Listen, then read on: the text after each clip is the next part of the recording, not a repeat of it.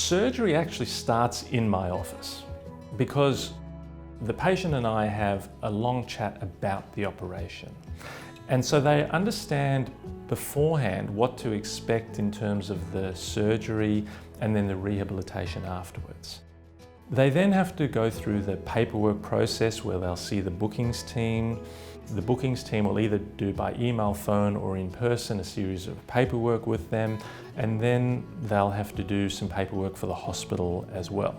The hospital will then generally contact the patient the day before the operation to let them know what time they need to come into the hospital, what their fasting instructions should be, and what preparation they need to do. Now, as an orthopedic surgeon, I always need the patient to bring their x-rays with them, and that makes a big difference. Almost always with me, they will have had some preoperative workup for the anaesthetist to be happy that everything's safe.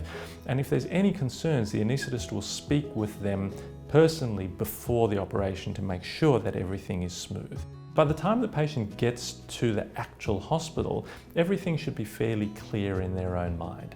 Now, there is a lot of anxiety obviously associated with that, and it's very much an unknown for many people. St Luke's is really a wonderful hospital. Being a smaller hospital, you get very, very personal care where people know your name, the ratio of patients and where they're kept is very small, which makes things really personal. And it's a wonderful experience from the patient's perspective, not to just be a sausage in a factory being pushed through. So when they actually get to the hospital, they'll check in at the hospital, then they'll be taken to the preoperative ward where they'll get ready for their operation. And all the nursing checks will be done and all the medical checks will be done. What then happens is that I need to see them, go through the consent process again with them, and then I will mark their limb myself. Nobody else will do it except me, to make sure that we're operating on the correct body part and that we're doing the correct operation. They will have met the anaesthetist, and generally then they'll go round to the operating theatres itself. At some stage, a drip will be put into them, or if they need tablet medication, that will be given to them as well. And again, they'll be checked in, and multiple times during the process, they're going to be asked the same question again and again and again. What operation are you having? What body part is it? Do you have any allergies? Are you on any regular medications? And you mustn't worry if you're being asked the same question. It doesn't mean we don't know the answer. We're just making sure that there's no mistakes possible, because that's one thing with surgery. There's no room for error. Everything has to be done just right. You then have your anaesthetic, you're then taken into the operating theatres.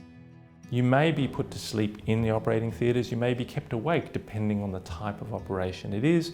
You'll have your operation and then you'll go into the recovery room where the nursing staff will do things again. Many times questions will be asked. Your blood pressure will be checked, your pain medicine will be checked, the fact that the sling's on properly, or the ice or the splint, or all these sorts of things.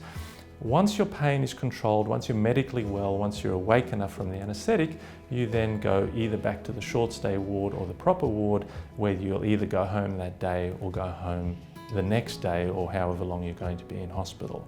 I will see you again after the operation that day. Now, not everybody remembers me seeing them that day because they've still got a lot of the drugs on board their system.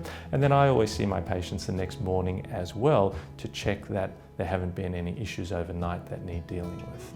As part of the admission, they will be given an envelope which has a post-operative appointment already arranged for them. So they don't have to worry about trying to ring up and make an appointment. They just need to turn up on the day and time. It's at the appropriate time frame after their operation, so I can check their wound and deal with any stitches or anything that needs to be dealt with at the time.